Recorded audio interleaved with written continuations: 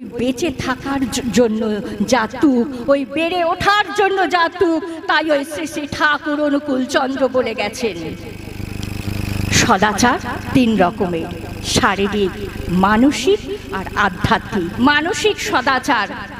মানসিক সদাচার কুচিন্তা, কুভাবনা অন্যের প্রতি যদি থাকে। আমি খুব ঠাকুর করি, খুব মাতৃ সম্মেলন করি, এই যে সেজে গুজে বসেছি মাগো, আমরা সিঁদুর পরে ঘোমটা দিয়ে লাল পেরে শাড়ি পরে বসেছি, মন যদি শুদ্ধ না হয় তাহলে কিন্তু ঠাকুর ধরা হয় না।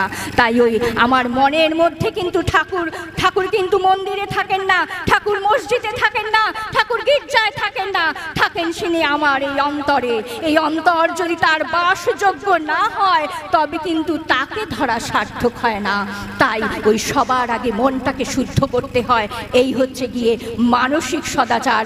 অন্যের প্রতি কুচিন্তা, কুভাবনা যদি থাকে, এমনকি আমরা আজকাল বাবা মাকে কিন্তু ঠিক মতো দেখি না। বৃদ্ধ বাবা মাকে তাদের বৃদ্ধাশ্রমে ফেলে দিন।